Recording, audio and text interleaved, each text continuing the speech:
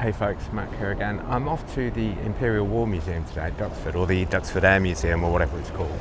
So I thought I'd take you along and just show you what it's all about. If you're a bit of a nerd, or especially a bit of a plane nerd, you'll certainly love it.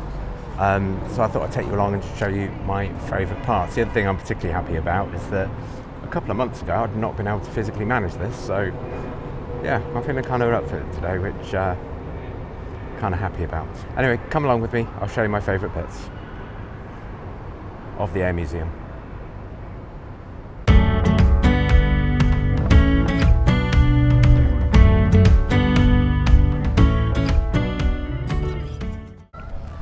So I've arrived. It's only about an hour from my place in Canary Wharf, about an hour, maybe an hour and 10. So before I take you through and show you some of the stuff, I thought I'd quickly show you the layout. So I'll try and pull the map up on the screen. But what I normally do, right by the entrance you've got the space part, and right at the other end of the field you've got the American Air Museum. That's the area that's got the SR-71 and stuff like that in it. So what I normally do is walk all the way down to the American Air Museum. In fact, the land stuff is behind the American Air Museum, if I remember rightly. So if you're interested in that, you can go and have a look at that as well. But I tend to walk all the way down to that, do that piece then, slowly amble my way back looking at the other pieces in between, and often you can get to see all the stuff that's actually flying off the field as well. There's a few things going today. I haven't looked to see what's on, by the way. And then by the time I get back to the main entrance, I go and do the space piece. So it's there's various different ways of doing this, but that's the way that I tend to do the layout here, and it works pretty well. You get to see all the nerdy, cool stuff.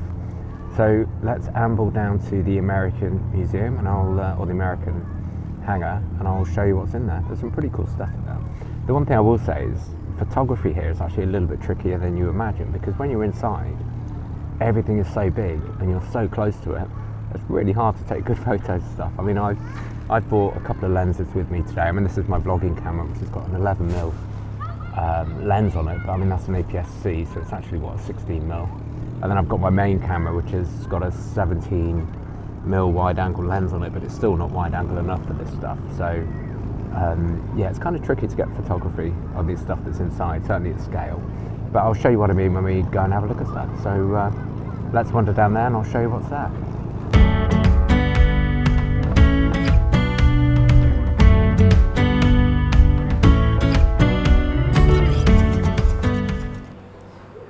So here we are in the American Museum piece. This has some of the coolest, I think, because the Americans got the best toys.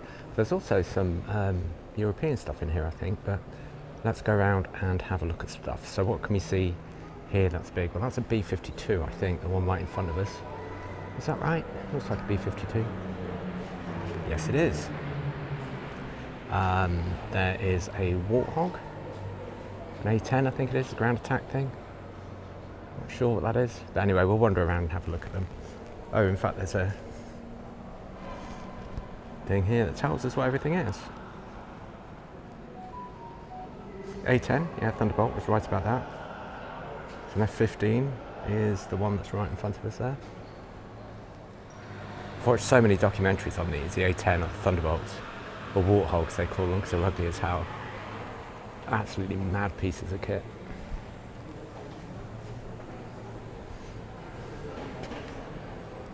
You would not want that thing coming at you. In fact, if I remember rightly, the guns are so powerful, they fire so much on this, they actually cause the plane to slow down. Imagine that. Look at the size of that B-52, sorry. It's really hard to get a sense of scale by video, I think.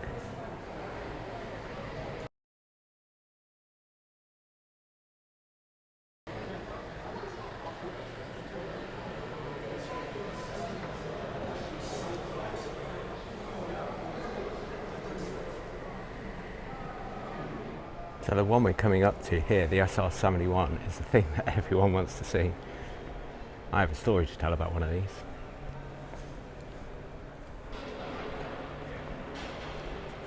On my very first day working for Microsoft in New York, I was in the office for about 4 or 5 hours. I didn't have an awful lot to do, because you know what onboarding is like, sometimes they're just never quite ready for you.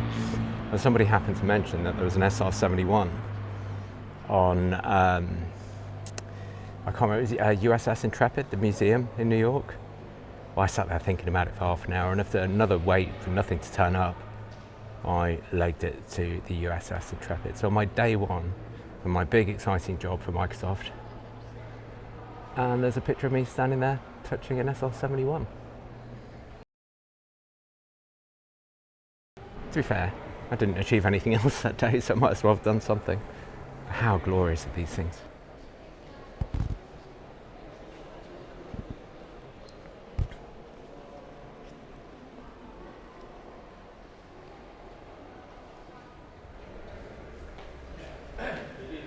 So I'm not quite sure what this one is, although the front of it would suggest something like a super fortress maybe?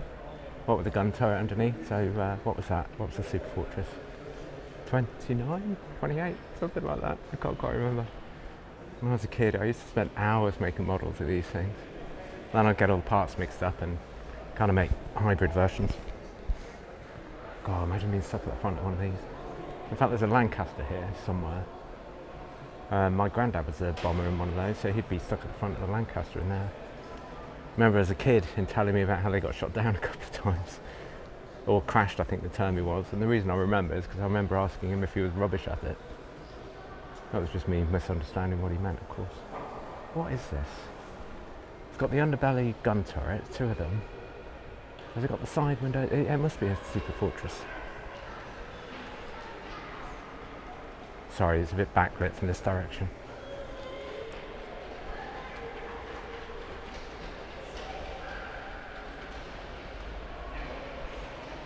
Don't know what. Oh yeah, here we go. I was right. Alright, missed the A.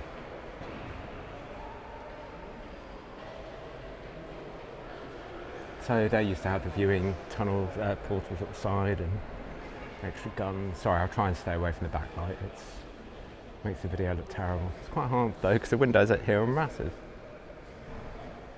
So this is another one of my favourites as a kid, the F4 Phantom, although I think this might be the Navy version. Let's have a look.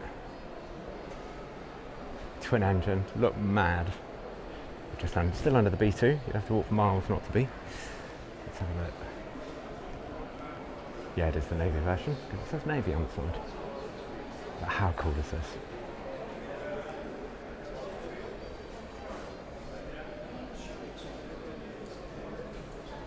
I quite like one of these. I have a problem where to park it though. So if you're like my friends and you've all been watching Masters of the Air, pretty sure this is a B-17, which I think is the one they use. Oh, I'm being silly, there's a sign here.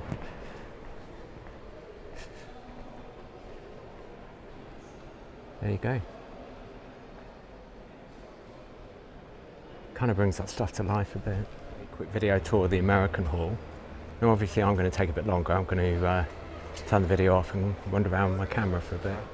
Now obviously I'm not going to get a chance to show you everything that's here, because otherwise this video will be hours long.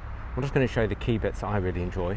So what I'm going to do now is just kind of amble back towards the main entrance and the space bit, and if I see anything interesting on the way, we'll have a look. Kind of reminds me of the Teletubbies house, I have to say.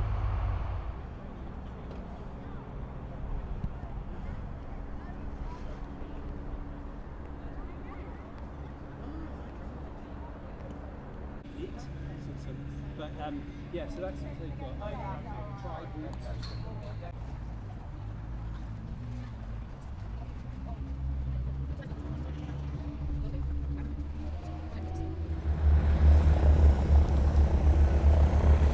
So that says Sally B on it, but I'm fairly sure that's the same plane as the Memphis Belle plane, isn't it? Let's have a look. Yeah, it is. It's B-17, the Flying Fortress or whatever it's called. Same one that's in the show that's on at the moment.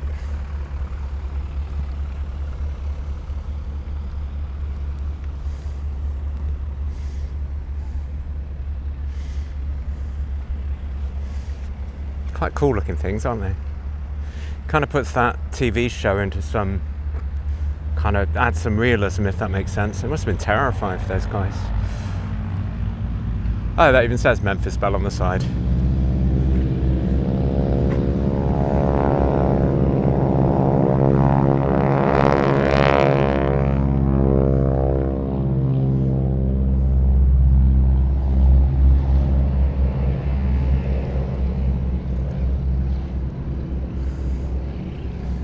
So it's a great lens for vlogging this.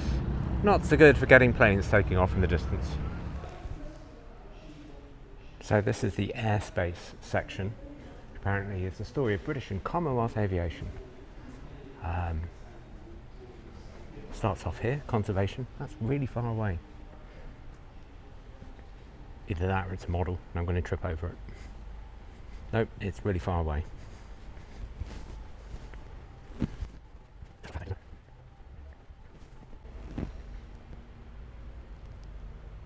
So this is the Victor, Handley Page Victor apparently. It's big. So this is one of our nuclear bombers, I think. Yeah, this is one of their original nuclear forces. Quite a walk from the entrance. But that's because it's huge. The plane, I mean. So this is the main hall. It's kind of hard to know where to start. And the point I was making earlier about photography being quite hard here because of the scale of everything and how close you are is still valid. There's a Harrier up on the ceiling there. Fabulous looking things. Well, rugby as hell, but you know what I mean.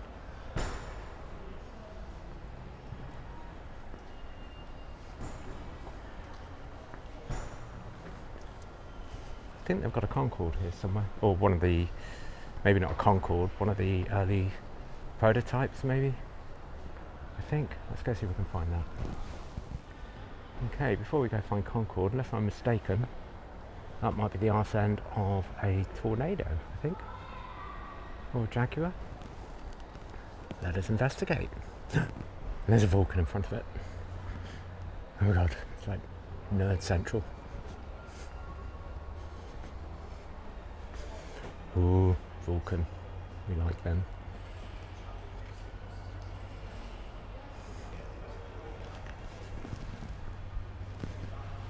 Swing wing. What is that?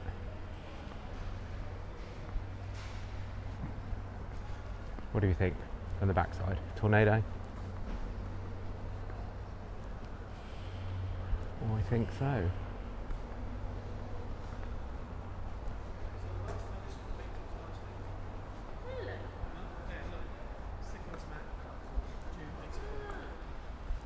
Again, I've built so many models of these as a kid. Oh, it's not. It's a Avro Canada CF100, whatever that is. Looks like a Tornado to me.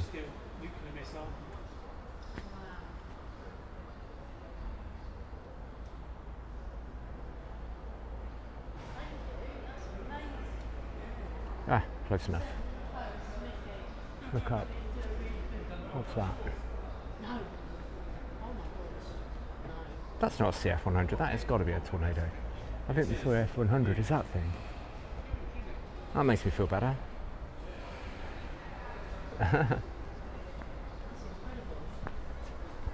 Tornado, that's more like it. I feel less of a moron now. And my excuse is that I'm tired and I'm on drugs. Prescribed drugs, just to be clear. Right, let's see what else is here. Oh my god, there's lightning right behind it. So, the English Electric Lightning, it is the most ridiculous plane. It's basically two massive engines with the pilot sat on top. Some of the performance of these things is absolutely insane. You could do like, I can't remember, there's some ridiculous stats, like it could do maximum speed and a vertical climb and stuff like that. Will this beat the Boeing 707 by about 4 months? Must have been a handful to fly, I would have thought. Let's have a look. Who are they? Whoever they are. Well, I remember the blurb here has just reminded me of the story. In 1966, an RAF engineer, a guy called Taff Holden, accidentally took off in one of these. We knew it was coming and Grandad took me. He was testing it and accidentally turned on the afterburners. What did you call Grandad Donald? What did you call it? But the cockpit needed some cleaning out after that. View of the engines of this thing are absolutely insane. You'll see what I mean in a minute.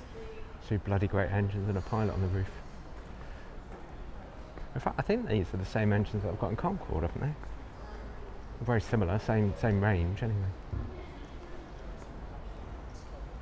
I used to love these planes. They do have a Concorde here. I thought they did. I've got one in the Intrepid in New York, but they did when I was there as well. They've also got that thing over there, the white thing we're going to have a look at in a minute. That's a TSR or something? TSR something or other? I don't think they ever went into production, but they look like those planes out there, cartoons, which I'll show you in a minute. Let's go look at Concorde. As luck would have it, Concorde closes at 3. It is currently 3:01.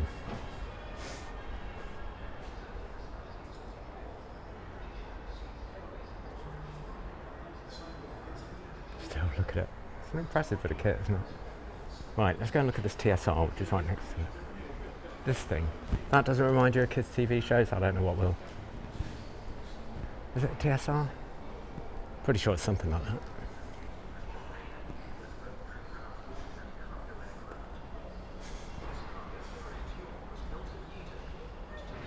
Yeah, there you go, TSR2.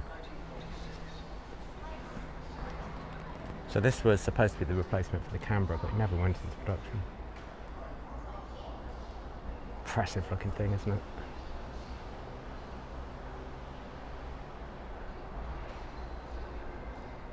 Now this one I'm coming around to here always makes me smile. I love this plane. The Avro Lancaster. A couple of reasons. I mean, the main one is that my granddad flew in it. Well, it was a bomber, but the guy at the front, which I'll show you in a minute. So again, I ended up making a lot of models of this. Also, I know a bit about the history. I remember being out my bike once and finding, where was it? Towards Walkaround by the marshes. One of the original workshops for Avro, or where Avro first started.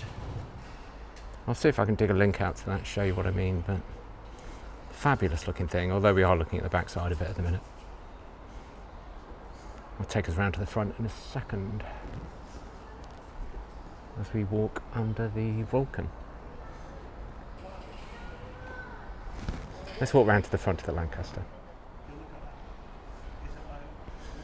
Some things are ugly as hell and beautiful at the same time, and this is one of them. I like to think I am as well. Cool, isn't it? Apart from the fact that them being a weapon of war, of course. Not a big fan of that stuff, me and my lefty politics. But yeah, the nerd in me loves this. So that bit at the front there is where my granddad would have been. Making people unhappy by dropping things on them. Let's find out what engines are in this, because it's bothering me.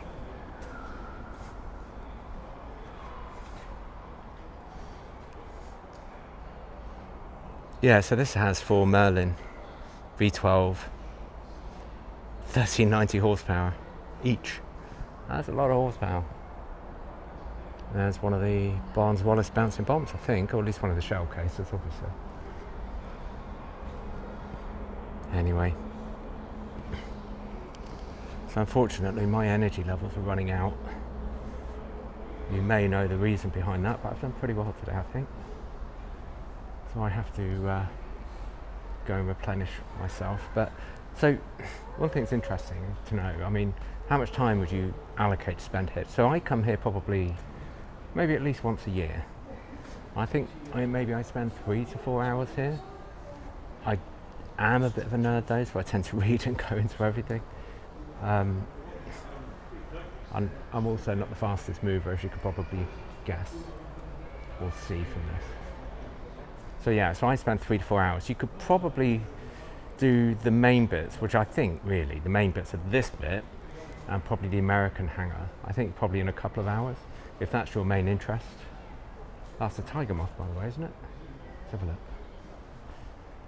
Yeah, it is. I thought so. Yeah, but I'd allocate at least sort of 2-3 hours, really. Yeah, again, I built these as well. I could never get these right, if I remember. I don't know why. Can't remember, it was a de Havilland something or other. Flying boat. Not sure I'd want to land on water. Well, not on purpose, anyway. Ooh, it's a Merlin engine. I feel like I'm nerding out a bit too much. Anyway, that's my tour of Duxford, I need to go and rest up. But I hope you found that vaguely interesting. I love it here. But then, like I say, I'm a bit of a nerd. I'm proud. There is an upstairs space here as well, which they have kind of separate exhibitions and stuff like that on. But like I say, my energy level's crashing, so I need to go look after myself. But anyway, I'm going to sign off for today. Hope you found that interesting.